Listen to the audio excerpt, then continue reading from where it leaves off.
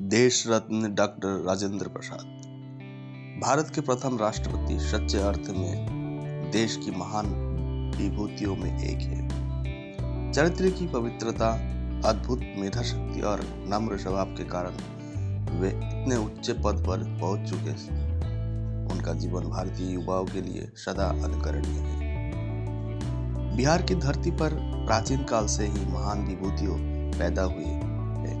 गौतम बुद्ध और वर्धमान महावीर जैसे धर्मावतार, चाणक्य, शासक, कूटनीतिक, चंद्रगुप्त और अशोक जैसे सम्राट। आधुनिक युग के बिहार के संपूतों में शिखर पुरुष है डॉक्टर देश रत्न राजेंद्र प्रसाद। चरित्र की पवित्रता, अद्भुत मेधा शक्ति और स्वभाव की विनम्रता से अपने राष्ट्रीय और अंतर्राष्ट्रीय ख्याति प्राप्त की और भारत के प्रथम राष्ट्रपति पद को सुशोभित किया।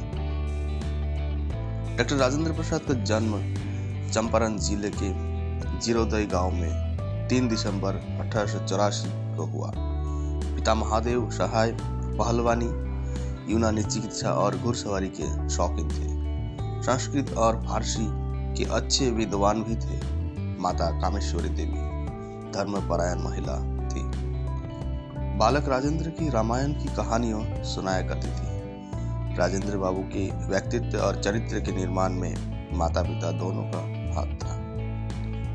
पढ़ाई में बचपन से ही राजेंद्र की गहरी रुचि थी। उस समय की प्रथा के अनुसार 12 साल की छोटी उम्र में ही उनका विवाह राजवंशी देवी के साथ संपन्न हो गया। किंतु बालक राजेंद्र का सारा ध्यान पढ़ाई में केंद्रित था।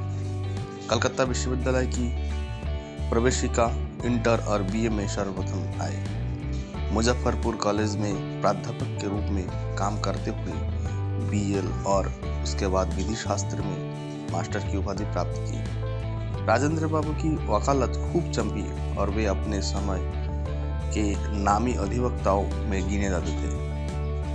पटना में उच्च न्यायालय की स्थापना होने पर राजेंद्र बाबू कलकत्ता से बिहार आ गए। यह सन 1917 की बात है। छात्र जीवन से ही वे सामाजिक और सांस्कृतिक गतिविधियों में भाग लेते थे। राजनीति में उनका रुझान 1907 के बंग आंदोलन के समय में ही शुरू हो गया था। 1917 में पटना विश्वविद्यालय की स्थापना हुई तो वे उसकी सीनेट और सिंडिकेट के सदस्य चुने गए। राजेंद्र प्रसाद के जीवन में एक नया मोड़ गांधी जी के चंपारण सत्याग्रह के समय में आया। वैसे गांधी जी से उनका परिचय लखनऊ के कांग्रेस अधिवेशन में ही हो चुका था।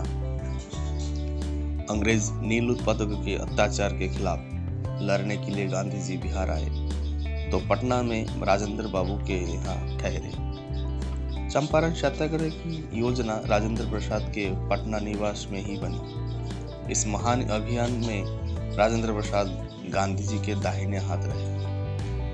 विदेशी सरकार ने गांधी जी के सामने कई कानूनी अड़चनें पैदा की तो कानून विशेषज्ञ राजेंद्र प्रसाद ने अदालत में सफलतापूर्वक पैरवी की। अंत में सरकार को झुकना पड़ा।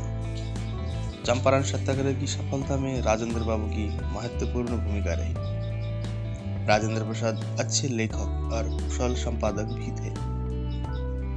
सन 1921 में उन्होंने पटना में देश नामक समाचार पत्र निकाला जो बहुत ही लोकप्रिय रहा।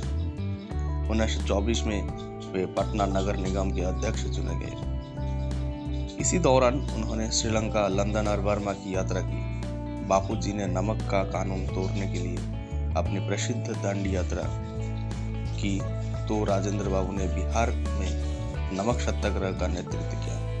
इस तरह राजनीतिक गतिविधियों बढ़ने लगी तो उन्होंने हजारों की आमदनी वाला वकालत का पेशा छोड़ दिया तथा विश्वविद्यालय एवं नगर निगम के पदों से भी त्याग पत्र दे दिया और पूर्ण रूप से देश की सेवा में लग गए।